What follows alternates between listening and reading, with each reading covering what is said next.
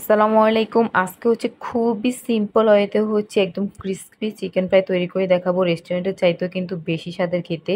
দেখে নিশ্চয়ই বুঝতে পারতেছেন কতটা ইয়াম্মি লাগছে দেখতে। তো এখানে জাস্ট ২টা লেগ পিস নিয়েছি। বাকিগুলো একদম ছোট, ছোট টুকরো মাংসের। আপনার বেস্ট পিস আরকি। তো একদম হাড্ডি সহকারে নিতে পারবেন। বাট আমি শুধুমাত্র মাংসটাই নিয়েছি। দেন এখানে স্বাদমতো লবণ দিয়ে দিচ্ছি। তো যদিও আমি এখানে রেস্টুরেন্টের মতো এত বেশি মসলা ব্যবহার করিনি, তারপরেও কিন্তু খেতে অনেক অনেক বেশি মজা হয়েছিল। তারপর এখানে হলুদ গুঁড়া দিয়ে দিলাম, মরিচ গুঁড়া দিয়ে দিলাম। তারপর এখানে কারি পাউডার দিয়ে দিচ্ছি। কারি পাউডার মশলাটা প্রাণ কোম্পানির। এটা যেকোনো বাংলাদেশের যেকোনো মুদি দোকানে আপনি পেয়ে যাবেন। তারপর এখানে ঘরোয়া মিক্স মশলা দিয়ে দিলাম। তারপর স্বাদে ম্যাজিক মশলা ম্যাগি কোম্পানির, এটা দিয়ে দিচ্ছি। স্বাদে ম্যাজিক মশলাটা ব্যবহার করার চেষ্টা করবেন, এতে কিন্তু খেতে অনেক অনেক বেশি টেস্ট লাগবে। তো তারপর এখানে আদা বাটা দিয়ে দিচ্ছি, রসুন বাটা দিয়ে দিচ্ছি। তো এখানে পেঁয়াজ তো গোটা দেওয়া যাবে না বা কুচি করেও দেওয়া যাবে না, সেই কারণে এখানে পেঁয়াজ বাটাটাই ব্যবহার করতে হবে। তো পেঁয়াজ বাটাটাই দিয়ে দিব। আমার বোনও ওদিক দিয়ে বাড়তেছে, যদি একটু অল্প, সে কারণে আমরা ব্লেন্ড করে নিই। যাই হোক, এবার এখানে লেবুর রস দিয়ে দিলাম 1 চামচের মতো।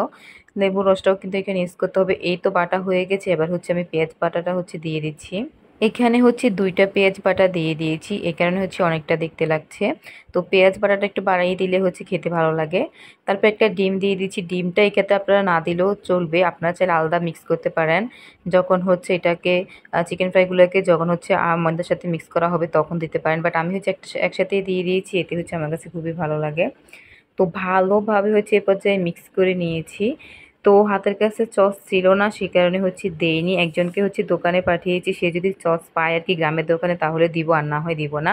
তো তার ফাঁকেই ম্যারিনেট করে নর্মালি রেখে দিব, যদি পায় তারপর দিব, না হয় কিন্তু দিব না। এই তো ম্যারিনেট করা হয়ে গেছে।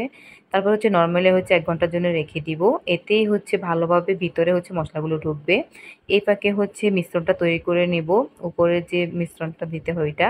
তো এখানে ময়দা নিয়ে নিয়েছি। তারপর এখানে টুস্টের বা বিস্কুট বা টুস্টের গুঁড়া, বা আপনারা চাইলে ব্রেড গ্রামও দিতে পারেন।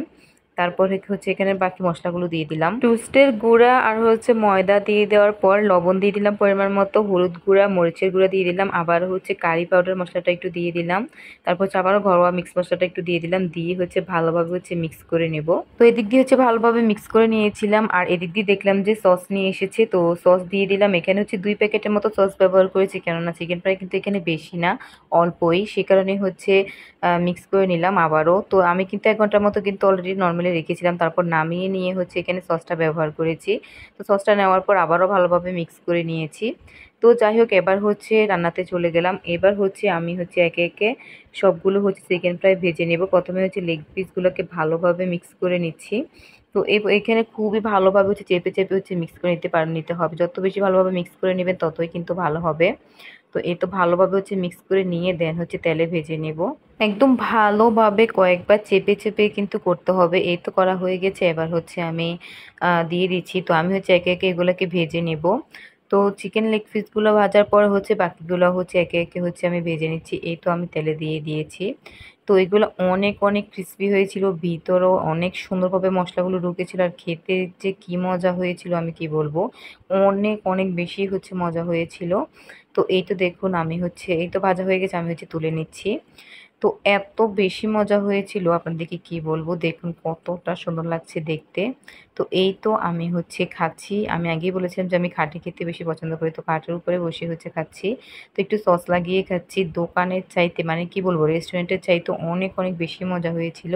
তো আপনারা চাইলে কিন্তু এভাবে ট্রাই করতে পারেন। আমি কিন্তু এখানে কোনো প্রকারের সয়া সস বা টেস্টিং সল্ট ব্যবহার করিনি। এমনিতেই কিন্তু অনেক অনেক বেশি মজা হয়েছিল। তো আমি এবং আমার বোন সহকারে বসে একসাথে খাচ্ছিলাম, খুবই মজা হয়েছিল।